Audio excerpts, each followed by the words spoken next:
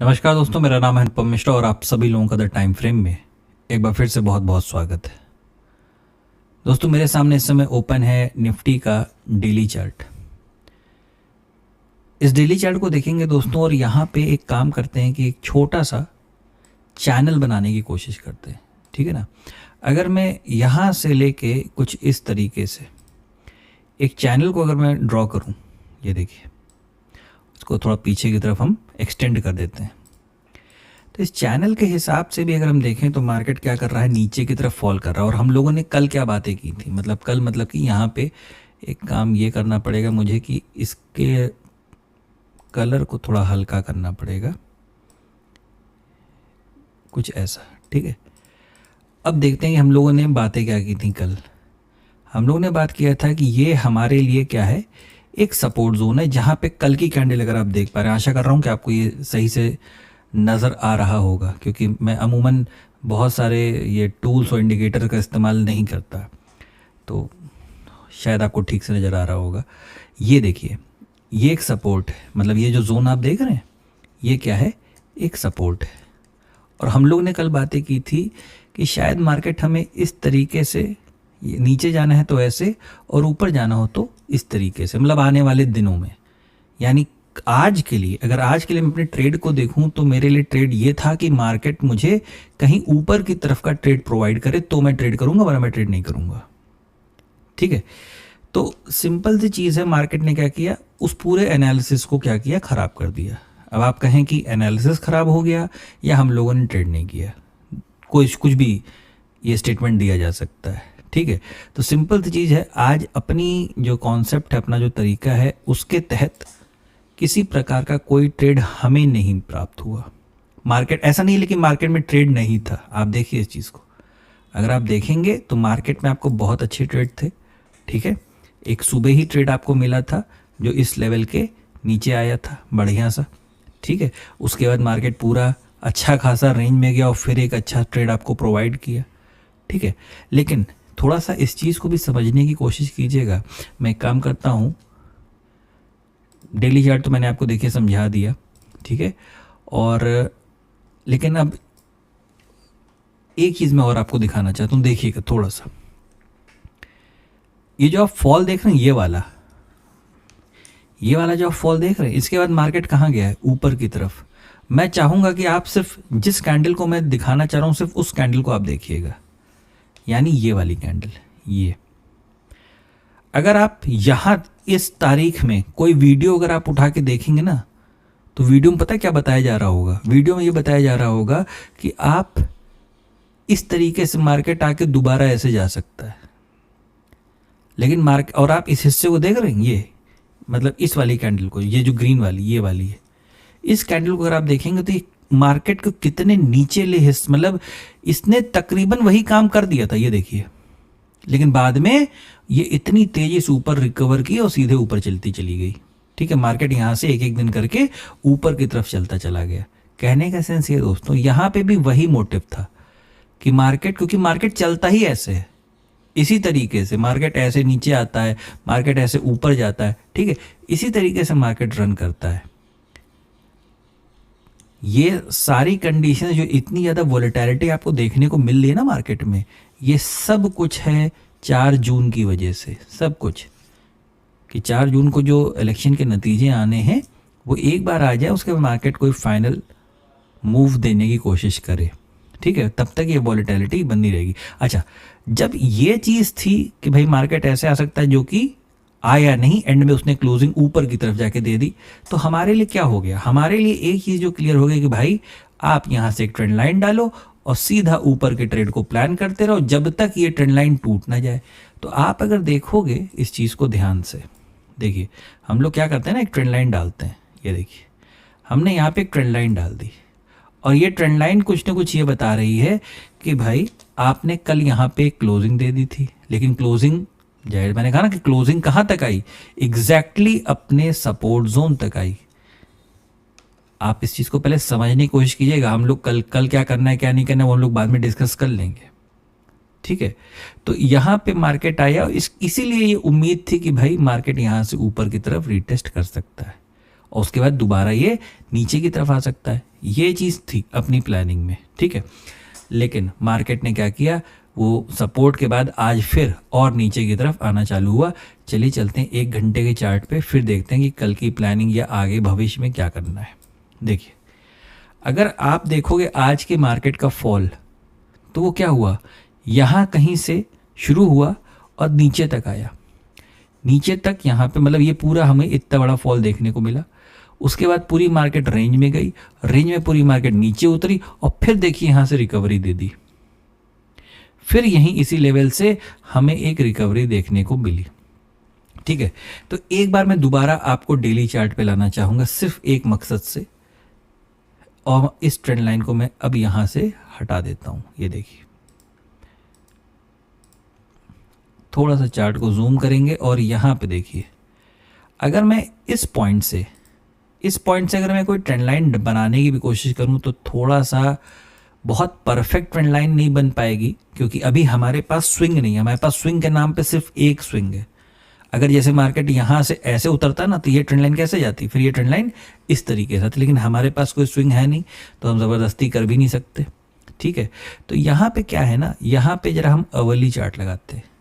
अब देखिए, अब इस ट्रेंड लाइन को आप चाहें तो अवर्ली चार्ट के हिसाब से थोड़ा सा एडजस्ट कर लें, कि मतलब बस आपको जितने भी मेजर पॉइंट्स हैं वो टच करते हुए मार्केट नीचे की तरफ आए।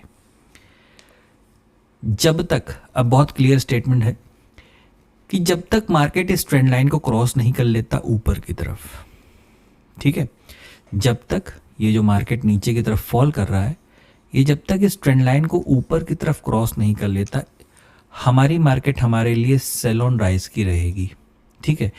एक मौका था मार्केट के पास इस जगह पे, जो कि मैंने अभी आपको डेली चार्ट पे समझाया, कि यहाँ से मार्केट ये जो फॉल कर रहा है ये इस तरीके से ब्रेकआउट दे और यहाँ से रीटेस्ट करते हुए नीचे की तरफ आ जाए तो शायद बेटर होता। लेकिन मार्केट को शायद वो चीज़ पसंद नहीं आई, या उसको कुछ और चीज़ मंजूर थी।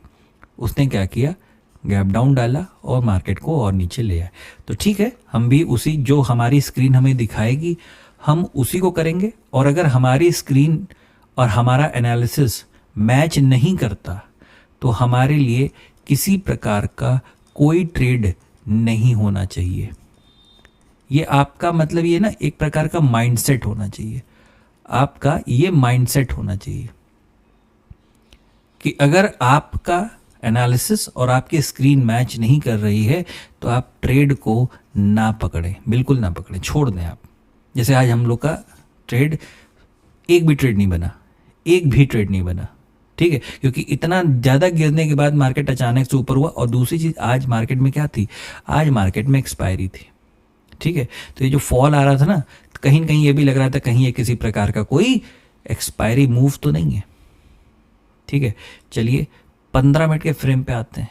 अब 15 मिनट के फ्रेम पे सेम वही चीज़ है, ज़्यादा कुछ नहीं।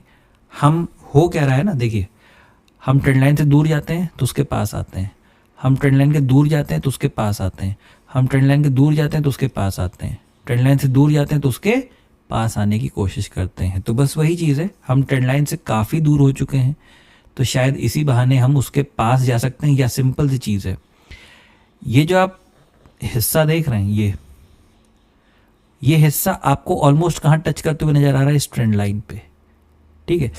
मैंने अभी फिर से आपको बोला कि जब तक आप इस ट्रेंड लाइन को क्रॉस ना कर जाएं, अब आप बाइंग साइड के ट्रेड को क्या करें, अवॉइड करें।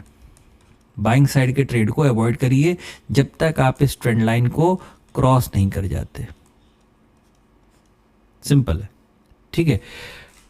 मार्केट आपके लिए रहेगी सेल ऑन राइज की, यानी अगर मार्केट आपको कोई flat move, gap up move देता है तो शॉर्ट के ट्रेड की प्लानिंग करिएगा। कहाँ तक, अपने पिछले सपोर्ट लेवल तक, क्योंकि यहाँ से देखिए दोस्तों, फिर से मार्केट कुछ इस प्रकार से घूम के दोबारा क्रॉस करने की कोशिश कर सकता है। लेकिन मेजरली हमें बाइंग साइड किधर बैठना है, जब ये ट्रेंड लाइन क्रॉस हो जाएगी। और अगर आप मेरी माने और आप पेशेंस वाले बंदे हैं या पेशेंस रख सकते हैं थोड़ा, तो 4 जून तक आप किसी भी प्रकार के कोई ट्रेड ना करें। क्योंकि आप अगर जाके इस समय प्रीमियम को चेक करेंगे, अगर आप एक ऑप्शन प्लेयर हैं, फ्यूचर प्लेयर हैं, तब तो कोई दिक्कत नहीं, आप जो मन चाहे सो करिए, ठीक है। लेकिन अगर आप एक ऑप्शन प्लेयर हैं, ऑप्शन बायर या ऑप्शन सेलर हैं, तो प्रीमियम हद से ज़्यादा महंगे हैं। मतलब जो चीज़ 100 रुपये की चलती थी वो इस समय 400 रुपये की चल रही है। ऑलमोस्ट 100-125 पॉइंट का जो प्रीमियम होता है वो इस समय 400-450 पॉइंट का चल रहा है। जिस वक्त मार्केट थोड़ा सा कूल ऑफ होना चालू हुआ 3 तारीख, 4 तारीख, 5 तारीख, है ना, ये प्रीमियम इतनी तेजी से डिके करेंगे, इतनी तेजी से डिके करेंगे कि जिन लोगों ने ऑप्शन बाइंग कर रखी होगी उन्हें एक भारी नुकसान देखने को मिल सकता है। मतलब सारा पैसा जो है ना वो ऑप्शन सेलर यूं आराम से खा जाएगा। ठीक है, तो थोड़ा सा मार्केट के इस हिस्से को समझते हुए चलना बहुत ज़रूरी है कि कौन से वक्त पे हमें मार्केट में पैसा लगाना है, ये भी बहुत ज़रूरी है। ठीक है, बाकी आशा करता हूँ आप लोग को ये चीज़ें समझ में आ रही होंगी। चलते हैं अब हम लोग बैंक निफ्टी की तरफ। बैंक निफ्टी को अगर देखें तो क्या नज़र आ रहा है, पहले चलते हैं डेली चार्ट पे। डेली चार्ट पे हम लोगों ने दोस्तों कल बात की थी, मैं सारी ड्राइंग हटा लेता हूँ। हाँ, अब देखिए बैंक निफ्टी पे हम लोगों ने बात की थी कि ये हमारे पास एक लेवल है। ठीक है, लेवल मतलब कि ये हमारे पास एक पैटर्न का फॉर्मेशन है जो कि एक राउंडिंग बॉटम पैटर्न है। ठीक है, राउंडिंग बॉटम पैटर्न। इसके बाद चांसेस क्या है, ये हिस्सा क्या है मार्केट का, एक रेजिस्टेंस है, यानी 49,600 के आसपास। मार्केट यहां से हम लोगों ने बात की थी कि कुछ इस प्रकार से एक मूव दे सकता है आने वाले दिनों में, क्योंकि ये डेली चार्ट है तो हर एक कैंडल एक दिन का है। ठीक है ना। अब ये मार्केट, ये जो आप यहाँ पे जो आप सपोर्ट देख पा रहे हैं, मैं बना देता हूँ, ये देखिए ये हिस्सा हमारे लिए क्या काम कर रहा है, एक सपोर्ट की तरीके से काम कर रहा है। और मैंने यहाँ पे इसको क्लिक कर दिया है ताकि यहाँ पे लेवल्स आ जाएं और आप चाहें तो इन लेवल्स को नोट कर लें। ये लेवल्स हमारे लिए काम किस तरीके से काम करेंगे, एक सपोर्ट की तरीके से। ठीक है, ये हमारे लिए सपोर्ट के लेवल्स हैं। अब यहाँ से मार्केट इतना फॉल करके इस तरीके से उठता है, ऐसे आता है, फिर ऊपर जाता है, मतलब ये हिस्सा एक कप और ये हिस्सा एक हैंडल का रूप लेता है, या यहाँ से मार्केट सपोर्ट लेके उठता है और फिर नीचे आना चालू कर देता है। डिपेंड करता है कि तकरीबन 4 तारीख को रिजल्ट क्या आने वाले हैं, है ना। 4 तारीख को रिजल्ट क्या आने वाले हैं ये बहुत मायने रखता है। आपके लिए मैं एक ऊपर भी एक रेजिस्टेंस बना लेता हूँ, ये कुछ इस प्रकार से। ठीक है, ये ऐसे और ये वाला कुछ ऐसे। ठीक है, मैं यहाँ पे फिर से क्लिक कर दिया है। आप इस रेजिस्टेंस लेवल को आप यहाँ पे मार्क कर लीजिए इस तरीके से। ठीक है, तो यहाँ से जो चांसेस हैं, जो देखने के चांसेस हैं वो क्या है कि मार्केट यहाँ से थोड़ा सा ऊपर की तरफ का मूव चाहे तो दे सकता है। वैसे मैं आपको बता दूं कि इस समय डाउ जोन्स काफ़ी नेगेटिव चल रहा है। मेरे ख्याल से थोड़ी देर पहले मैंने देखा था तो तकरीबन 350 पौने 400 पॉइंट नेगेटिव था। ठीक है, तो देखते हैं मार्केट किस तरीके से चीज़ों को रिएक्ट करता है, क्या करता है। अब आप 1 घंटे के चार्ट पे हम अगर देखेंगे दोस्तों, तो यहाँ से मार्केट तकरीबन कुछ इस प्रकार का सपोर्ट लिया है, फिर ऊपर गया और यहाँ से एक स्विंग बनाने की कोशिश किया है।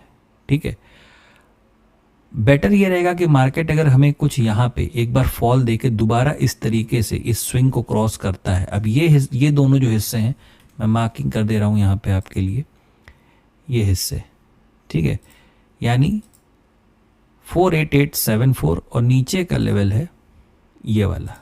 ठीक है, मार्केट अगर इस हिस्से से थोड़ा सा नीचे की तरफ रिटेस्ट करके यहाँ पे एक हल्का सा स्विंग बना के अगर इसके ऊपर निकलता है तो हम अगला टारगेट लेवल जो देख सकते हैं वो हो सकता है हमारा तकरीबन यहाँ पे मतलब कुछ इस जगह पे।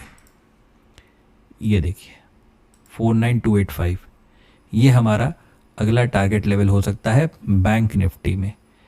देखिए दोस्तों, अगर हम लोग देखेंगे तो मेरे ख्याल से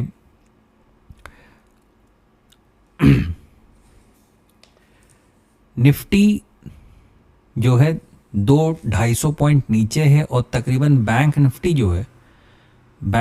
जो है वो 180 पॉइंट ऊपर है ना। यानी निफ्टी क्या कर रहा है, वो नीचे की तरफ जा रहा है और बैंक निफ्टी क्या कर रहा है, वो ऊपर की तरफ जा रहा है। आप लोग को याद आ रहा होगा 1-2 दिन पहले मैंने ये चीज़ वीडियो में बताई थी कि कभी कभार ये दोनों अलग अलग दिशा में चले जाते हैं। तो कभी निफ्टी को वेट करना पड़ता है बैंक निफ्टी के लिए, तो कभी बैंक निफ्टी को वेट करना पड़ता है निफ्टी के लिए, ठीक है। लेकिन जैसे कि मैंने बताया, ये कोई नॉर्मल ट्रेडिंग वीक नहीं है, ना अगला वाला होगा, ठीक है। अगले वीक में हमारे इलेक्शंस के रिजल्ट आ रहे हैं और उससे मार्केट काफ़ी ज़्यादा प्रभावित हो सकता है, ठीक है। तो बहुत सोच समझ के देख के ही ट्रेड करने वाला है। ये अवर्ली फ्रेम है, 15 मिनट के फ्रेम पे भी ऑलमोस्ट हमें यही सारी चीज़ें नज़र आने वाली हैं कि अगर हम इस जोन को, ये जो हमारे लिए जोन का काम कर रहा है ये हिस्सा, यानी रेजिस्टेंस यानी 48874, अगर ये क्रॉस करता है और निफ्टी थोड़ा बहुत भी अगर सपोर्ट करता है तो शायद हमारा अगला लेवल 49285 तक का हमें देखने को मिल सकता है। लेकिन जिस तरीके से डाउ जोन्स और ये सारी चीज़ें हैं, वॉलेटिलिटी एक मार्केट में बनी रहेगी। बिना किसी प्रॉपर ट्रेड के आप एंट्री मत कीजिएगा। जब वहाँ पे कोई चीज़ बनेगी, रेंज बनेगी, रेंज का फॉर्मेशन होगा, वो ब्रेकआउट करेगा तो ही ट्रेड को प्लान करिएगा, वरना छोड़ दीजिएगा। मैंने पहले भी बताया कि 4 जून तक अगर आप किसी ट्रेड को प्लान नहीं भी करेंगे तो भी कोई बात नहीं है। दोस्तों फिलहाल ये है एनालिसिस निफ्टी और बैंक निफ्टी का। आशा करता हूँ आपको समझ में आया होगा, अच्छा लगा होगा। आपको एनालिसिस मेरा अच्छा लगे तो please like, subscribe and share my channel. धन्यवाद, नमस्कार।